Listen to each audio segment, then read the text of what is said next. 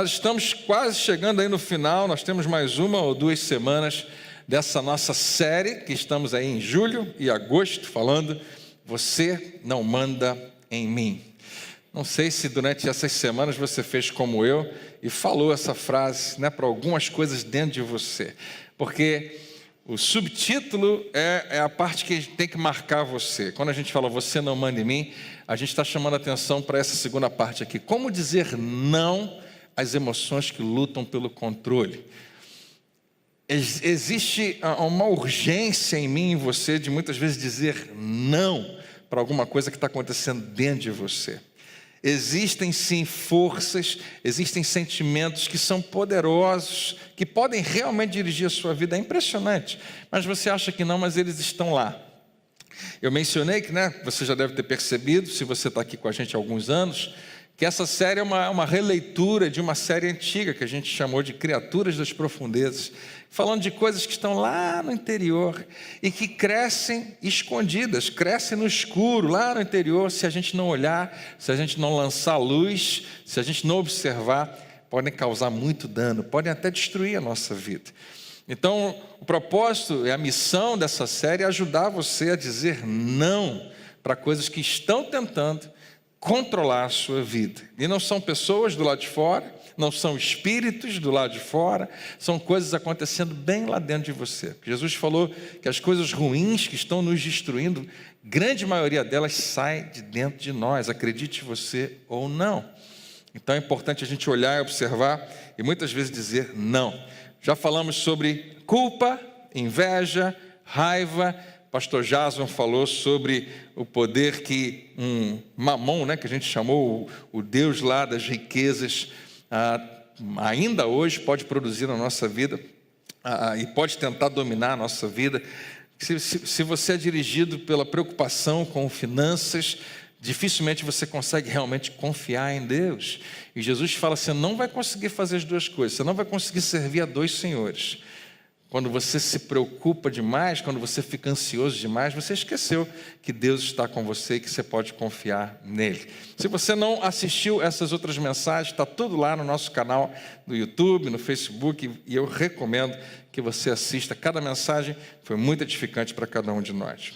Hoje eu quero falar com você e me concentrar em algo que Jesus repetiu muito, deu muita ênfase no seu ministério. E é mais uma dessas forças que tentam nos controlar, talvez esteja controlando alguns de nós. E a gente vai falar hoje sobre medo. Ninguém quer ser controlado e dirigido pelo medo, mas muitas pessoas são. E algumas nem percebem, nem sabem que isso está acontecendo. Mas há pessoas que estão inseguras o tempo todo. Até hoje a gente sabe que quando a gente ouve uma notícia de alguma coisa ruim que aconteceu, aquilo provoca em nós, às vezes, um sentimento que pode até nos paralisar. Eu lembro de ouvir há muitos anos atrás uma senhora na igreja, não era nessa igreja, que ela nunca sofreu nenhum assalto, nunca sofreu nenhum problema de violência na rua, mas ela ouviu falar de pessoas muito próximas a ela, um vizinho, alguém da família que sofreu um assalto, e ela nunca mais saiu de casa de noite, nunca mais. Ela ficou em casa o tempo todo. O que prendeu ela? Era o assalto? Não, o que prendeu ela foi o medo. A preocupação, o desespero de poder acontecer alguma coisa. Porque medo não é algo que está acontecendo agora. Medo é algo que a gente tem já projetando o que pode acontecer. E a gente já descobriu que muitos dos nossos medos nunca se manifestam, nunca acontecem. Aquilo que eu me preocupei tanto, muitas vezes não era para ficar tão preocupado. A gente tem alguns medos que a gente nem percebe que são medos, mas são extremamente fortes e poderosos. Por exemplo, se eu perguntar aqui, quem quer subir aqui em cima e falar alguma coisa, eu queria convidar, eu vou escolher uma pessoa para fazer uma pergunta bíblica. Todo mundo fica desesperado, porque você fica com medo de enfrentar, às vezes, um público, O medo de falar em público é um dos maiores. Poucas pessoas não têm esse medo. Você deve ter a impressão que eu não tenho, mas você está redondamente enganado. Eu tenho, Você deve achar que eu sou uma pessoa extrovertida, mas não sou. E cada domingo não é fácil, para qualquer pessoa que vai pregar em geral. É muito parecida comigo nesse aspecto. a gente fica nervoso, dá aquele frio na barriga, mas a gente vai fazer o que Deus chamou a gente para fazer. Mas é um dos maiores medos, o medo do que as pessoas vão pensar. Quase todo mundo tem esse medo, mesmo que você não perceba, mesmo que você nem identifique ele na sua vida, está lá. E tantos outros, né? Medo da má notícia que chegou, medo da possibilidade de um problema na família, de um problema na saúde, de um problema no casamento, de um problema financeiro, que nem aconteceu, mas como pode acontecer, provoca medo e interfere nos nossos relacionamentos, rouba oportunidades que a gente poderia ter, tira o nosso sono. Muitas vezes a gente acha que alguns medos são bons, e talvez sejam. Talvez alguns medos que a gente sabe identificar e controlar pode nos livrar de acidentes, pode nos livrar de alguns perigos, né? Alguns pais usam como estratégia de educação: meninos, desce daí, senão eu vou chamar o velho do saco. Lembra dele? Né? Não, olha, se você desobedecer mais uma vez, quando seu pai chegar em casa, ou então já contou a história, às vezes eu fico pensando, por que a gente canta aquelas canções de ninar para a criança falando do boi da cara preta que vai pegar a criança? Isso não é ser um bom pai ou uma boa mãe, né? Cantar isso para uma criança, a gente não devia. Aliás, eu estava analisando essas cantigas antigas de criança, quase todas são péssimas, elas são negativas, está tudo dando errado. Terezinha de Jesus caiu e ninguém ajudou, um pai não ajudou, o outro não ajudou, uma pessoa estranha que apareceu, está tudo errado acontecendo, né? E várias outras. Eu fui analisando, eu atirei o pau no gato, é uma violência desnecessária, e a gente canta essas coisas com as crianças, né? E vai acostumando com esse ambiente, e alguns pais acreditam que é uma boa maneira de ser pai e mãe, mas eu não recomendo que você use o medo como estratégia de educação. Às vezes tem o seu lugar, mas nós não queremos que o medo controle a nossa vida, e muito menos a vida dos nossos filhos. O que o medo faz é nos tirar do foco, nos desconcentra, nos distrai, nos torna pessoas excessivamente cautelosas. Você deve achar que isso não existe. Não, ser cauteloso nunca é demais. Não existe um demais. Existe um exagero, muitas vezes, que não é porque você quer ser cauteloso, simplesmente você está morrendo de medo. O que é sensacional sobre esse tema, quando você olha para a Bíblia, é que Jesus fala muito sobre o medo. Fala quase que todo dia, fala frequentemente. Só que a abordagem de Jesus a respeito do medo, diferente da minha, que a gente cria uma série, destrincha em várias coisas, Jesus era curto, grosso, direto, falava só uma coisa. Toda a pregação de Jesus sobre o medo era a mesma e durava 5 segundos. Jesus, o que você acha de medo? Qual é a sua abordagem a respeito de medo? Então tá, vou falar sobre medo. Não tenha. Não tenha medo. Obrigado, Jesus, está resolvido o meu problema agora. Eu estava com medo, você falou não tenha medo, agora não tem mais. Parece até que é um pouco de ingenuidade. Por que Jesus vai pedir para eu não ter medo, se para mim é virtualmente impossível?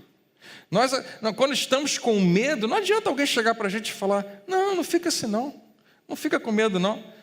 Você já deve ter tido uma discussão assim, talvez com o marido, com a esposa, né? Não fica assim, querido, só porque você falou, não fica assim, não resolve o problema, né? Eu continuo sofrendo a mesma coisa, eu continuo tendo o mesmo problema. Você já esteve numa situação, né? Estou com muito frio, alguém chegou para você e falou, é psicológico. Te ajudou em alguma coisa aquilo, né? Parece que Jesus está querendo dizer alguma coisa nesses termos, né? Não tenha medo. Mas Jesus sabia o que estava falando, falava muito sério sobre esse assunto, repetiu várias vezes.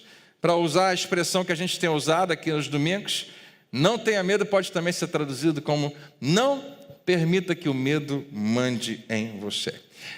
Não permita que ele dirija a sua vida, determine o que você vai fazer. Eu queria dizer que nós estamos livres disso, mas muitos e muitas pessoas, dentro e fora da igreja, estão sendo dirigidas pelo medo, estão reagindo ao que acontece. Aconteceu alguma coisa, eu reajo, e em geral é por medo. Estão tomando decisões por causa do medo. Jesus está dizendo, não deixe, não permita que o medo dirija a sua vida. O que quando Jesus fala isso, a gente entende, é muito fácil de falar, mas parece que é quase impossível de fazer. E aqueles que se aproximaram mais de Jesus no seu ministério, os seus discípulos, especialmente aqueles 12 mais próximos, porque Jesus, onde quer que ele fosse, uma multidão aparecia. E dessa multidão tinha gente que simplesmente estava curioso, alguns gostavam e simpatizavam com Jesus, mas não necessariamente o seguiam, mas ele tinha um grupo de pessoas que sempre estava com ele, que eram os seus discípulos, os seus seguidores. E no meio desses, ele escolheu 12, a gente vai chamar os seus apóstolos, para estarem sempre com ele, o tempo todo. Imagina que privilégio você fazer parte dessa panelinha, né? A panelinha de Jesus, os 12 que ele chamou para estar junto com ele o tempo todo. Num determinado momento, Jesus chega para esses 12 e fala o seguinte, olha, eu estou enviando vocês como ovelhas para o meio de lobos. Que é uma analogia, mas para mim e para você é uma analogia apenas. Eles já tinham visto isso acontecer. Era algo que era uma figura de linguagem para eles muito viva. Você já pensou? Uma ovelha no meio de lobos, o que vai acontecer? Não é algo bonito de se ver. É uma carnificina. Né? A ovelha vai ser completamente despedaçada, vai ter sangue para tudo quanto é lado. E Jesus fala, é isso que eu estou enviando vocês como ovelhas no meio de lobos. E Jesus já fala com eles, olha, vocês vão ser presos, vão ser acusados injustamente, vocês vão ser espancados. E aí Jesus dá um sorriso para eles e fala, não tenha medo. E os discípulos devem ter pensado, parece que ele pulou uma parte da mensagem. Ele falou isso tudo que vai acontecer com a gente, e de repente já pulou para não tenha medo. Não faz sentido. E realmente, embora Jesus soubesse muito bem o que ele estava falando, ele sabia que ele precisava ensinar isso em doses homeopáticas, vez após vez, porque não funcionava. Vez após vez, aqueles discípulos morriam de medo, revelavam medo, entravam em pânico dependendo da situação, porque eles eram como eu e você. Nós, no lugar deles, faríamos exatamente a mesma coisa, reagiríamos igualzinho. Então, para ensinar esse princípio, e olha, no ministério de Jesus, eu costumo lembrar você o tempo todo que Jesus fazia 3 coisas no seu ministério frequentemente. Ele ensinava, ele pregava e ele curava. E parece que uma grande parte do seu ministério de ensino era concentrado em ensinar aos seus discípulos sobre esse tema, sobre medo. Ele resolve fazer uma excursão com eles, vamos fazer um trabalho de campo, pega eles e coloca dentro de um barco, e a Bíblia diz assim, em seguida, Mateus capítulo 8, 23, Jesus entrou no barco e seus discípulos o acompanharam. Jesus entrou no barco, então vamos embora, vamos com ele. Claro, eles eram os seguidores de Jesus. Jesus iam, eles seguiam. Possivelmente mais do que um barco, muitos seguidores. Mas eles entraram também no barco com ele. De repente, eles estão lá fazendo uma travessia, que era algo que eles faziam, pelo menos a Bíblia fala, né, com alguma frequência. Saía de uma margem e ia para outra margem do famoso Mar da Galileia. De repente, veio sobre o mar uma tempestade violenta. Tempestades aconteciam e acontecem no Mar da Galileia, mas de vez em quando acontece uma violenta, com ondas que cobriam o barco. E eles talvez tenham pensado, quando Jesus entrou no barco, a gente não imaginava que isso ia acontecer, mas quando você segue Jesus, você segue Jesus. Mesmo que as coisas que vão acontecer, você não tem o menor controle. Mas é isso aí, seguimos, estamos no barco, agora já... E de repente a tempestade vai ficando cada vez pior. Eu não sei como é que você consegue imaginar isso, mas... Porque você já conhece o final da história, mas finge que você não conhece, finge que você está nesse barco.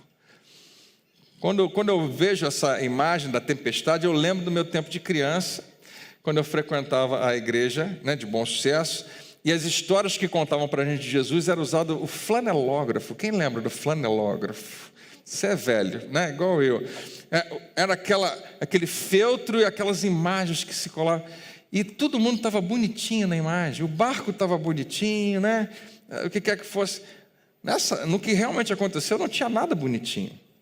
Tem filmes que você vê que, quando mostra Jesus na tempestade, ele vai para a ponta do barco assim, o vento pega os cabelos dele, joga para trás, vê uma luz bonita. Não é isso que é uma tempestade. Estava todo mundo, né, naquele barco com os cabelos tudo para cima, jogando no rosto e água para tudo quanto é lado, e o barulho de uma tempestade era muito grande, o vento faz uma barulheira, e eles não conseguiam falar sem gritar, eles tinham que falar bem alto uns com os outros, e uma gritaria nos barcos, tudo que está acontecendo. E o versículo diz assim: Jesus, no entanto, dormia. Esse é o sono que eu queria ter, um sono pesado desse jeito. Quem tem um sono pesado assim, que nada acorda você, absolutamente, parabéns, né? Algumas pessoas aqui, é um desafio muitas vezes para acordar você. Eu conheço gente que o alarme toca alto, alto, alto, alto, e a pessoa não acorda. E como é que pode? A gente não consegue entender, né? Mas tem. Agora, no meio de uma tempestade, na barulheira que estava acontecendo, e o barco balançando, e a água entrando dentro do barco. Quando chegar no céu eu vou tirar a prova, mas eu acho que Jesus estava fingindo, eu acho. Eu vou conversar com ele chegando lá, até pelo que ele vai fazer em seguida. Eu acho que ele estava meio querendo rir, mas estava aquela barulheira toda acontecendo, e a Bíblia diz que o caso era muito grave. Os discípulos vão acordá-lo, os discípulos foram acordá-lo clamando: Senhor, gritando, salve-nos, nós vamos morrer. E realmente era o que parecia que ia acontecer. E aí você não vê Jesus dando um pulo, se levantando e se preocupado com o que vai acontecer. Não, a Bíblia diz que Jesus possivelmente ainda não levantou, porque você vai ver que daqui a pouco ele levanta, ele deve ficar só num braço assim, ouvindo eles. Você já acordou sem entender exatamente o que estava acontecendo? Não sei se Jesus realmente estava dormindo, mas a impressão que você dá é que Jesus está tentando entender o que está acontecendo. Essa semana a Rafa me acordou, a gente tinha algum compromisso, e a gente conseguiu chegar na hora, mas ela acordou assim: André, a gente perdeu a hora. E eu levantei assim, assustado, olhei para a cara dela e falei: Rafa, onde a gente está e que dia é hoje? Eu não fazia ideia de nada do que estava acontecendo. Sabe quando você acorda assustado? E ela me contou, não, desculpa, me ajudou a entender o que estava acontecendo, está tudo bem. E Jesus acorda, parece que ele vai entender primeiro a situação, para depois reagir. O que eu e você jamais faríamos? Se você está no meio de uma tempestade, se levanta e faz alguma coisa. Jesus não levanta. Ele começa a perguntar, e ele tem que falar alto para eles ouvirem: por que vocês estão com medo? Perguntou ele: como é pequena a sua fé? O quê? Como é pequena? O senhor quer café? Essa hora, a gente está no barco. Como é pequena a sua fé? Por que vocês estão com medo? Ele perguntou isso mesmo, e eles estão olhando um para o outro. Que pergunta é essa? Jesus, a gente está com medo, naturalmente, porque o barco está cheio d'água, aquela parte ali já está afundando, você está vendo? Já está cheia d'água, você está cheio d'água, está todo mundo cheio d'água, não para de balançar, o vento não para de soprar, possivelmente nós vamos morrer afogados. Por isso que a gente está com medo, Jesus. Não parece óbvio? Que pergunta é essa? E eu amo o próximo versículo. A primeira parte do próximo versículo diz assim: então levantou-se. Queridos, Jesus não entra em pânico. Essa expressão pânico é importante você pensar, porque eu e você entramos em pânico com frequência. Pânico significa uma reação nervosa, uma reação cheia de sentimento com base nas circunstâncias, por causa do que você está vendo ou por causa do que você está sentindo. Nós entramos em pânico quando alguma coisa súbita nos acomete, alguma coisa acontece. Jesus não entra em pânico, e é uma tempestade real, violenta estava acontecendo, e ele não entra em pânico. Nosso Salvador nunca entra em pânico. Deus nunca entra em pânico. O que precisa ser lembrado, porque isso é maravilhoso demais. Então Jesus se levantou. E eu não sei o que ele fez com as mãos, mas ele fez alguma coisa com a boca. A Bíblia diz que ele repreendeu o vento e o mar. Significa que ele falou com o vento e com o mar. E logo depois que ele falou, a Bíblia diz, e houve grande calmaria. Quem está escrevendo esse texto é um cara que estava dentro do barco com ele, uma testemunha ocular. Outros que vão escrever o mesmo texto também estavam lá e eles viram isso acontecer. Quando Jesus falou com o mar e falou com o vento, alguns podem achar que foi coincidência, mas eles sabiam que o milagre tinha acontecendo. Versículo 27 diz assim: os discípulos ficaram admirados. Que nessa versão, a gente não faz ideia do tamanho desse adjetivo, do que isso significava, mas é muito mais do que apenas impressionados. Essa admiração é um pouco mais profunda do que isso, porque eles vão perguntar: quem é esse homem? E eu acredito que essa é a pergunta mais importante que qualquer pessoa possa fazer. Se você é crente há muito tempo, se você está ainda explorando a sua fé, se você está em casa ou está aqui na igreja, mas tem questões, tem dúvidas, a pergunta mais importante que você pode fazer não é a respeito do fim do tempo ou do começo do tempo ou qualquer coisa a respeito da sua teologia. Essa é a pergunta mais, eu creio, a pergunta mais importante que qualquer pessoa no planeta pode fazer: quem é esse homem? Quem é Jesus? E a resposta a essa pergunta define a sua vida e a sua história. Quem é esse homem que até os ventos e o mar lhe obedecem? Porque não tem como. Né? Eu já pedi para a chuva parar, nem sempre funciona. Eu acho que com você também não. Mas Jesus falava e as coisas aconteciam. Quando Pedro vai contar essa história mais tarde a Marcos, que devia ser uma espécie de secretário pessoal dele, e Marcos escreve o que a gente chama do Evangelho de Marcos, ele descreve o medo deles. E Marcos escreve da seguinte maneira, a mesma passagem: apavorados. O que estava acontecendo, a tempestade estava deixando eles com muito medo, mas o que aconteceu quando a tempestade parou, deixou eles apavorados. Os discípulos diziam uns aos outros: quem é esse homem? Até o vento e o mar lhe obedecem. Eu não sei como descrever isso para você, não é simples, mas o medo que eles sentiram depois da tempestade foi maior do que os que eles sentiram na tempestade. Mas era um medo completamente diferente do primeiro. Eu acho que eles tinham medo de chegar muito perto de Jesus e tomarem um choque. Eu acho que eles tinham medo de se aproximar de Jesus e Jesus falar alguma coisa, eles serem lançados longe, ou fazer um pequeno movimento e de repente o mar, sei lá, porque eles viram Jesus em ação, o tamanho do seu poder. E o temor que eles tinham pela tempestade, pelo perigo que estava sobre a vida e sobre o corpo deles, de repente não significava mais nada diante de quem estava no barco com eles. Eles ficaram impressionados com o tamanho daquele poder. E por um breve momento, a sua confiança em Jesus foi bem maior, superou o medo que eles tinham. Por um breve momento, um momento que já aconteceu talvez com você, quando você percebeu o poder de Deus de uma maneira tão grande, tão profunda, que você descobriu que o problema que você tinha não era nada para ele, era a coisa mais fácil de ele resolver. Aliás, é uma oração que eu recomendo que você faça sempre quando você estiver diante de um problema: Senhor, isso não é nada para ti, porque realmente não é. Tão grande o seu poder, tão grande a sua glória, ele é grande demais. Só que os discípulos ainda estavam aprendendo isso, e por um momento apenas eles confiaram em Jesus como nunca. Pena que durou só um momento. Jesus estava aos poucos ensinando: vocês não precisam ser dirigidos pelo medo. Medo não tem que mandar em você. Existe algo maior e o medo não precisa ser maior do que você.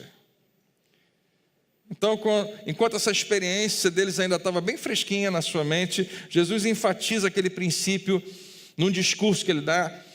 Usando uma ilustração, usando a própria natureza, Jesus fala o seguinte: não tenham medo dos que querem matar o corpo, eles não podem tocar na alma. Imagina Jesus falando, possivelmente com os 12, ou talvez outros. Não tenham medo dos que querem matar o corpo. Imagina Jesus falando isso para você. Porque se você parar um pouquinho para conversar com alguém, esse é o assunto. Você viu o que aconteceu? Você viu que na Praça Seca isso? Você viu o que aconteceu, que o jornal falou? Rio de Janeiro, uma cidade violenta, e isso e aquilo, aquilo outro, e está faltando isso, está faltando aquilo, eu não sei como é que vai ser. E Jesus fala, não tenham medo de qualquer coisa que ameace a sua vida enquanto você, da maneira como você a compreende. Não tema nada que possa matar o seu corpo. Jesus estava começando a ensinar aos seus discípulos algo que eu e você precisamos aprender, que há muito mais do que o corpo. Jesus estava começando a mostrar para os seus seguidores que existe muito mais do que apenas o que os olhos conseguem ver. E ele não terminou. Ele está dizendo, se você vai temer alguma coisa, não tema isso. Mas ele diz, temam somente a Deus. Não quem pode matar o seu corpo, mas a Deus que pode destruir no inferno tanto alma como corpo. Jesus estava querendo exemplificar exatamente o que eles experimentaram alguns dias atrás naquele barco. Vocês estavam com medo de uma tempestade que podia matar e afogar vocês? Esqueceram que tinha alguém no barco? Era o próprio Deus, que tem muito mais poder que uma tempestade. Ele usa essa expressão, né, que pode destruir no inferno tanto alma como corpo. Esse é poderoso mesmo. E alguns podem parar aí e pensar, será que é isso que Deus queria deixar? Que Ele é poderoso para mandar alguém para o inferno? Não, Jesus não terminou de falar. Esse não é o ponto onde Ele está querendo chegar. Jesus está apenas trazendo a memória dele. Você lembra do episódio do barco? Vocês ficaram com medo? E depois ficaram... Só que vocês ficaram com medo da coisa errada. Quando vocês começaram a temer quem vocês tinham que temer, a coisa mudou completamente. A história e a vida de vocês mudou completamente. E aí Jesus começa a dar uns exemplos que para a gente é estranho, para eles era normal. Ele fala, quanto custam 2 pardais? Que é uma ótima pergunta. Alguém sabe? Eu não faço a menor ideia. Mas Jesus responde, uma moeda de cobre, ou seja, baratinho, e era mesmo, muito pouco. Sim, a resposta é sim, um pardal custa... 2 pardais, né? Custa muito baratinho. É a coisa mais comum que tem, a gente compra fácil, tem para tudo quanto é lado. Tem pardal aberto. Jesus diz, no entanto, nenhum deles cai no chão sem o conhecimento do seu Pai. Isso era novo para eles. Jesus, dentre as milhares de espécies que a gente conhece de aves, pardal talvez seja a mais comum de todos, você está me dizendo que Deus se preocupa com eles? Que Deus está cuidando deles? Vamos falar de você. Ele fala, quanto a vocês, até os cabelos da sua cabeça estão contados. Jesus usa esse exemplo, não sei quantos carecas tinham no seu ministério, mas eles sabiam, obviamente, que essa era uma missão impossível, descobrir quantos fios de cabelo você tem na cabeça, mas era só uma analogia, era só um exemplo. Para você... é insignificante chegar a esse número, é desnecessário saber. Talvez um fio de cabelo caia aqui e outro ali, seja o que for. Jesus está falando. Estão contados. Em outras palavras, Deus está olhando para a sua vida. E o versículo 31 diz isso, portanto, eu falei para vocês, não tenham medo dos que podem causar algum mal no seu corpo, temam a Deus. Mas não é um medo que você tem que ter de Deus fazer alguma coisa ruim com você. Temor a Deus é uma reverência tal, é uma honra tão grande, que lança fora todo medo. Portanto, não tenham medo, vocês são muito mais valiosos que um bando inteiro de pardais. Fala para quem está do seu lado, você vale mais que os passarinhos. Para Deus... o que isso significa para mim e para você? Deus está querendo comunicar a mim e a você mais uma vez que Ele sabe o que está acontecendo na sua vida. Ele sabe dos detalhes. Ele sabe do que é pessoal para você. Ele está preocupado com coisas que você acha que nunca Ele nem vai ligar, de tão pequeno que é na sua vida. Ele se preocupa, Ele cuida. Mesmo quando coisas ruins acontecem e você não tem controle, você pode confiar nele. E os discípulos estavam aprendendo, e parece que finalmente eles estavam entendendo, e aí Jesus convida eles, vamos fazer mais um trabalho de campo, vamos fazer mais uma excursão, e leva eles para um lugar aberto e começa a pregar, e as pessoas começam a chegar, como sempre, de repente juntam 5.000 homens. 5.000 homens são 10 igrejas dessa aqui superlotadas, numa área bem grande. De alguma maneira Jesus conseguia comunicar com aquelas pessoas todas, só que a Bíblia diz que eram 5.000 homens, sem contar mulheres e crianças, então devia ser um número maior do que esse. E tem aquela turma toda lá, e quando chega no final do dia, Jesus fala, não queria que eles fossem embora, depois de eu me ouvir pregando esse tempo todo, porque ninguém queria ir embora, talvez um ou outro, né? Mas ninguém queria ir embora porque queria sugar tudo que Jesus estava falando, e aí eles vão embora, e naquela época era muito diferente de hoje. Não era chegar em casa e ter alguma coisa para comer em casa. Não, se você não trabalhar naquele dia, você não vai comer naquele dia. Você tem que correr atrás das coisas, fazer a coisa acontecer. Talvez ter que assar um pão, era uma coisa demorada. Jesus fala, eu não quero que eles vão embora com fome e desfaleçam pelo caminho. O que vocês acham de vocês darem comida para eles? Imagina alguém chegar para você, né? E botar você lá na cidade do rock, no Rock in Rio. Fala, você pode providenciar comida para esse pessoal todo que está aqui? E você pensa, bom, se você me der o dinheiro, não, nem assim eu consigo, porque não tem como, é gente demais. Jesus, e eles falam, nem se a gente tivesse o dinheiro, e se tivesse não teria onde comprar, não tem qualquer lugar para se comprar pão ou qualquer coisa para comer, não tem jeito. E Jesus dá um sorriso para eles, mesmo assim, vamos dar comida para eles, vocês. E os discípulos poderiam narrar para mim e para você, se você entrevistasse Pedro, Tiago, João, um daqueles discípulos, e o próprio que escreveu, Mateus, diria para você, olha, foi demais, porque Jesus convidou a gente para participar de algo que ele fazia, e nós participamos desse milagre. Ele pediu para a gente arrumar alguma comida, ninguém tinha, a gente achou um rapaz lá, tinha 5 pães, 2 peixes, e a gente trouxe, Jesus só tem isso aqui, não dá para ninguém. Mas ele pegou aquele pão, ele partiu, ele primeiro agradeceu a Deus, abençoou e mandou a gente dividir, e ele deu na nossa mão, e a gente começou a dividir, e eu não sei como te falar, mas nós fizemos um milagre, e aquela multidão de mais de 5.000 homens comeu e se fartou, e a gente recolheu 12 cestos cheios de pão. Foi um dia impressionante, foi a melhor tarde da minha vida, nunca mais eu vou esquecer daquilo. A nossa confiança em Jesus, que já era grande, subiu para o teto. Nunca a gente ficou tão impressionado com o poder de alguém. Eles nem sabiam o que eles iam ver ainda. E no final daquele dia, Jesus, a Bíblia diz que ele insiste com os discípulos. Logo em seguida, Jesus insistiu com os discípulos que eles voltassem ao barco. E essa expressão insistiu significa que Jesus forçou eles a entrar no barco. Por que será que Jesus teve que forçar eles? Eu acho que é porque eles lembraram da experiência anterior. É ruim que eu vou entrar no barco com você, não entro mais. Não deu muito certo da última vez. Mas eles entram, a Bíblia diz que Jesus pediu que eles entrassem, voltassem no barco e atravessassem até o outro lado do mar, enquanto ele despedia as multidões.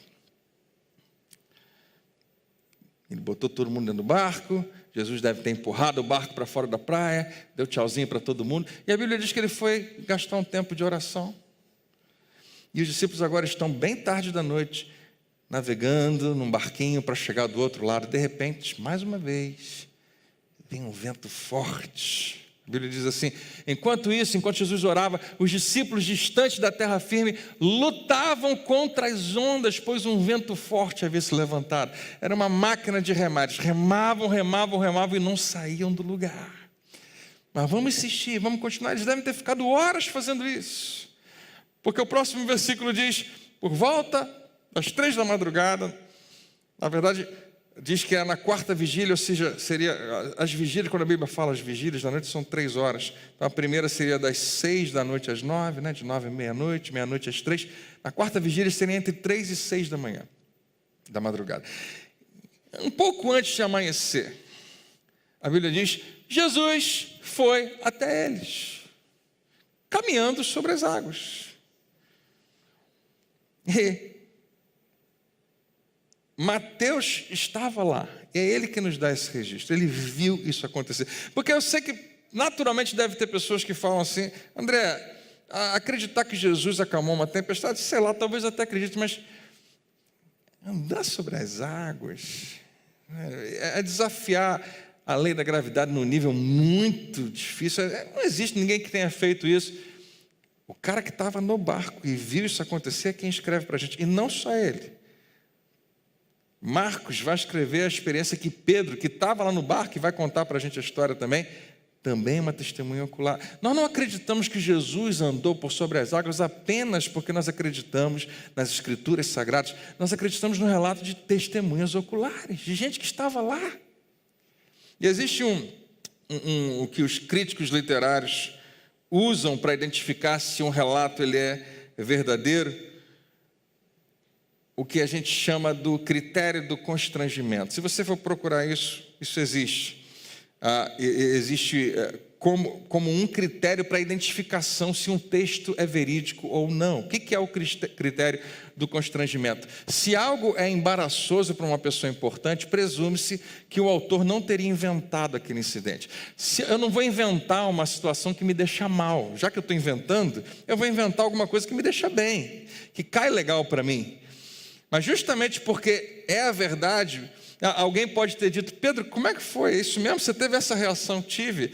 Não é melhor deixar de fora isso aqui? Não, pode escrever, porque foi exatamente o que aconteceu. E os outros vão dizer a mesma coisa, todo mundo vai confirmar. O que vai acontecer em seguida é vergonhoso para os discípulos, mas eles não abrem mão. Por quê? Porque foi exatamente o que aconteceu. Diz assim a Bíblia: quando os discípulos ouviram caminhando sobre as águas, ficaram aterrorizados. É um fantasma, gritaram, cheios de medo. Eu gosto de achar que eu faria diferente, mas eu acho que eu ia gritar mais alto que todo mundo. E você também. Porque nós não conseguimos fazer outra coisa senão reagir quando alguma coisa parece que ameaça a nossa vida. É um fantasma. Imediatamente, porém, Jesus usa o mesmo discurso de sempre. Jesus lhes disse: não tenham medo, coragem, sou eu. Não tenham medo. Gente, Jesus está falando para eles: enquanto eu estiver com vocês, não tem necessidade de você ter medo. Não, ninguém precisa se render ao medo. O medo não precisa controlar a sua vida, mesmo quando você encontra motivos, quando o medo te apresenta motivos para ter medo. Você não precisa ter. E ele não parava de ensinar isso. Parece que era uma das missões mais importantes de Jesus. E não funciona com os discípulos. Eles continuam ficando com medo até o final. Eles estão se aproximando do final do ministério de Jesus. Metade do livro de João para frente vai falar da última semana de Jesus. E começa com a ressurreição de um homem que estava morto há 4 dias. Imagina, um cara morreu, 4 dias depois Jesus aparece. E ele fala para alguém: olha, se você crer, você vai ver a glória de Deus. E ele manda tirar a pedra, e um homem que estava morto há 4 dias agora está vivo e vivo mesmo. Lázaro. Os discípulos agora sim nunca tinham visto um milagre tão imenso. Eles ficam impressionados. Se Jesus pode ressuscitar os mortos, o que ele não pode fazer? Eles estão maravilhados com o seu mestre. Parece que está chegando a hora, ele vai se revelar. A Páscoa está se aproximando, com certeza vai ser nessa Páscoa que Deus vai revelar o seu Messias. Para melhorar, no primeiro dia daquela semana, Jesus entra em Jerusalém montado num burrinho, e toda a cidade vem recebê-lo como um rei. Quem está assistindo aquilo fala: chegou a hora, Jesus vai se revelar como o Messias. E Jesus pede para preparar a Páscoa. Eles juntos no cenáculo lá celebram e comem juntos. Os discípulos percebem que Jesus está com um clima misturado de sentimentos, uma certa alegria, um prazer de estar com eles, mas uma certa angústia no coração. De repente Judas sai e Jesus apresenta para eles algo poderosíssimo, que a gente já falou várias vezes. Naquela última ceia, na ceia da Páscoa, Jesus para falar sobre uma nova aliança. Uma nova aliança no meu sangue, em favor de vocês.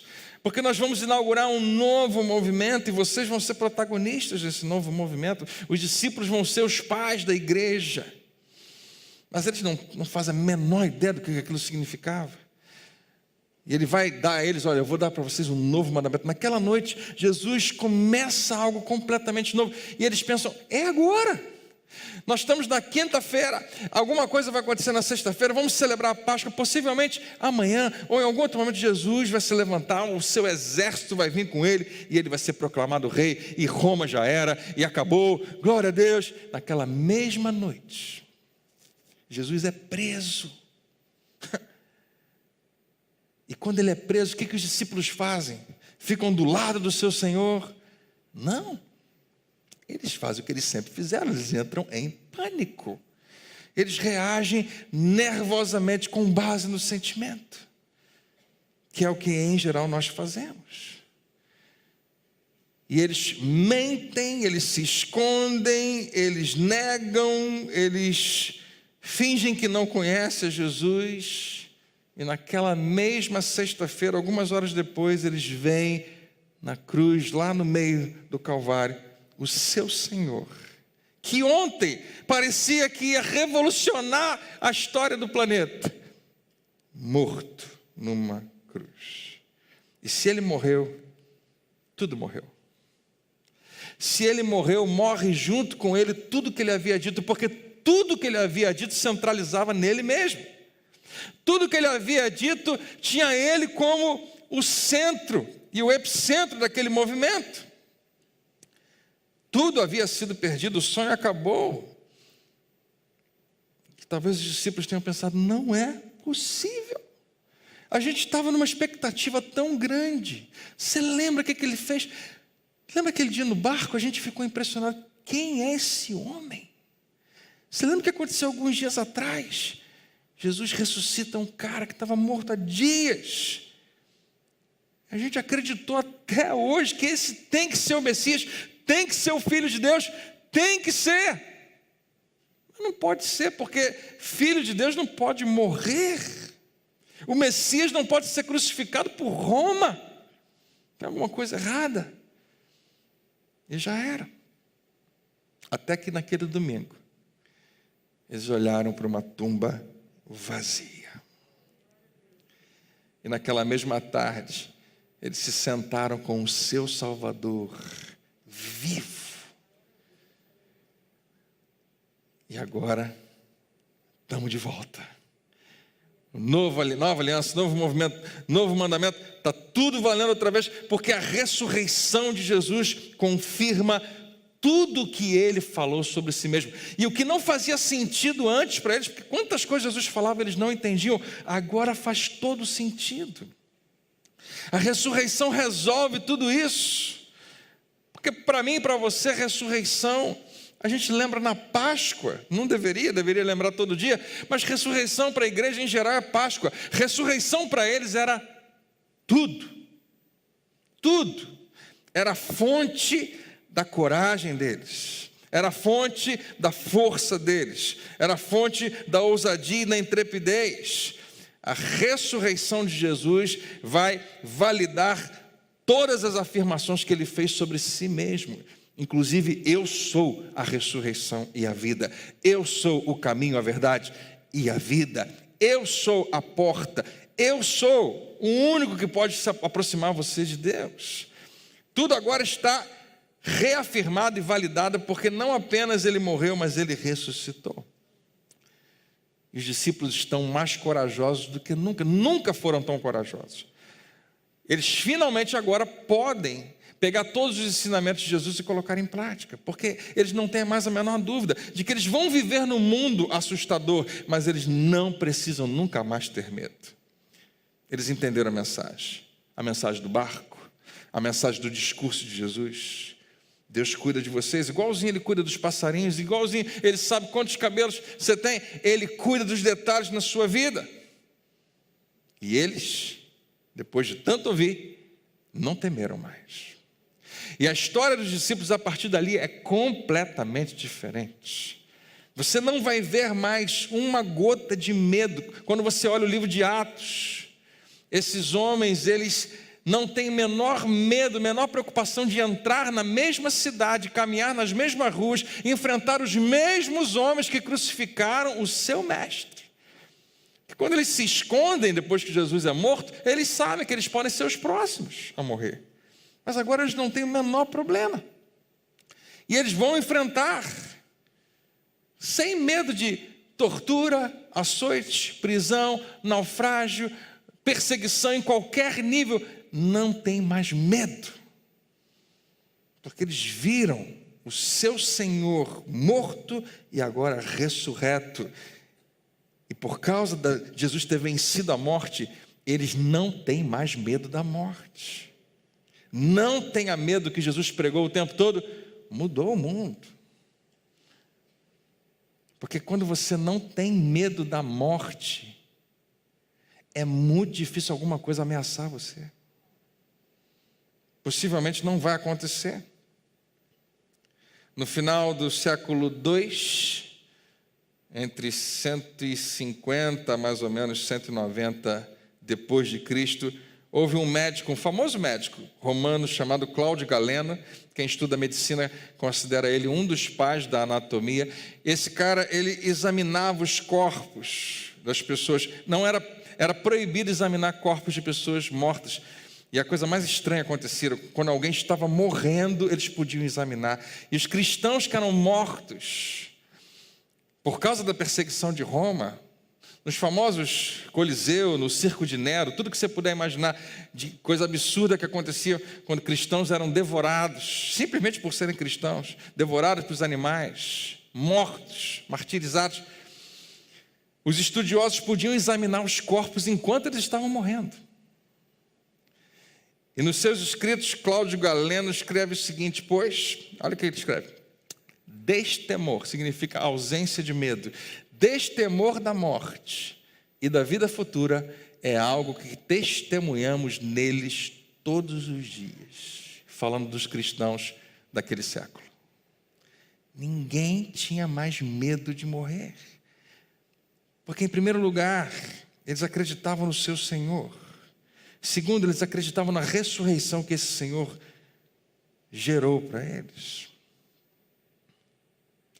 O nosso amigo Pedro, que estava no barco as duas vezes, que falhou nos dois passeios de barco, que entrou em pânico quando Jesus foi preso, que teve uma reação abrupta, cortou a orelha do soldado, depois fugiu, desapareceu, ninguém sabe mais onde ele está, mas nega Jesus, mentiu quando foi questionado, ficou com medo de uma menina adolescente interrogando ele.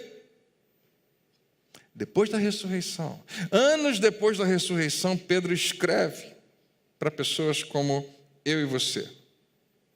Pode subir. Para pessoas que acreditam, eu e você, que acreditam mesmo sem ter visto. É o próprio Pedro que escreve para a igreja, ele diz assim: entreguem a Ele, entreguem a Deus, entreguem a Jesus todas as suas ansiedades. Transfira para Ele os seus cuidados, as suas preocupações. Exatamente isso. Você tem? Pega e dá para Ele. Por que eu faria isso, Pedro? Porque Ele cuida de vocês. Se você tinha alguma dúvida, Pedro não tinha a menor dúvida. Ele sabia melhor do que qualquer outra pessoa. Pedro enfrentou situações que a gente não pode nem imaginar e foi martirizado quando Nero era imperador de Roma. E Pedro estava confiante de que a promessa que Jesus fez a ele, pessoalmente, estava disponível a cada um de nós. Pedro acreditava exatamente em como Deus tinha influenciado a vida de um pastorzinho chamado Davi, lá na antiga aliança, quando ele escreve o famoso Salmo 23 e diz: ainda que eu ande no pior lugar que eu poderia andar, ainda que eu ande no vale da sombra da morte, ainda que eu ande num lugar escuro, sombrio, que provoca arrepios, extremamente ameaçador, Você conhece o final do versículo? Ainda que eu ande pelo vale da sombra da morte, eu posso dizer: medo, você não manda em mim. Não temerei mal algum, porque tu estás comigo. Eu tenho um Senhor na minha vida. Medo não é Senhor da minha vida. O meu Senhor é Senhor da vida e venceu a morte. Eu posso ter total confiança. Ele é exatamente quem Ele diz que é. Ele é digno da minha adoração. Ele é digno de toda a minha confiança. O que isso quer dizer para mim e para você? Que a vida de Jesus é um convite e é uma promessa. É um convite a seguir. Não é isso que Jesus pede? Segue-me e não tema. Significa que se você vai segui-lo, você vai entrar no barco. Aconteça o que acontecer. Ninguém gosta de entrar no barco sabendo que vai ter uma tempestade, mas você nem vai saber, e elas vão acontecer, mas Ele está no barco com você. Se você decidiu segui-lo, lembra que depois que Ele fala segue-me, Ele vai dizer frequentemente: não tenha medo, não temas, eu estou com você e eu cuido de você. Você recebe essa palavra hoje? Você pode orar junto comigo? Eu pedi para você ficar de pé. Antes de ir embora, eu quero cantar uma canção com você. Mas antes eu queria pedir que Deus marcasse a sua vida hoje. Vamos dizer todo mundo junto? Bem lá, bem alto, 1, 2, 3 e... Eu espero que seja útil para você durante essa semana declarar isso com bastante frequência. Medo, você não manda em mim. Pai, eu quero te agradecer. Muito obrigado, porque o Senhor preserva a tua palavra maravilhosa para nós. O Senhor nos deu, meu Pai, o registro que Mateus, que viu tudo isso acontecer, Marcos, Pedro, que viu tudo isso acontecer, e nós temos o privilégio de receber isso não apenas como uma palavra escrita, mas como uma palavra inspirada. E o teu Espírito é poderoso para transformar essa palavra em algo vivo dentro de nós. Todos nós temos o potencial de sermos dirigidos pela preocupação, pelo medo, pela ansiedade, pela timidez, coisas que roubam a nossa vida. Mas não mais. Nós vamos declarando: medo, você não manda em mim. Mesmo quando há motivos para temer, Ele está no barco comigo. Ele é Senhor sobre a tempestade. Ele levanta a sua voz e as coisas mudam. E mesmo em face da morte, eu não preciso temer, porque Ele já me deu vida eterna. Pai, abre os olhos do nosso coração, ajuda-nos a enxergar que plano grande e maravilhoso o Senhor tem para nós. E dá-nos, meu Pai, a coragem que nós precisamos para vencer cada um desses obstáculos. Recebe toda a honra, recebe toda a glória, em nome de Jesus. Que todos digam amém.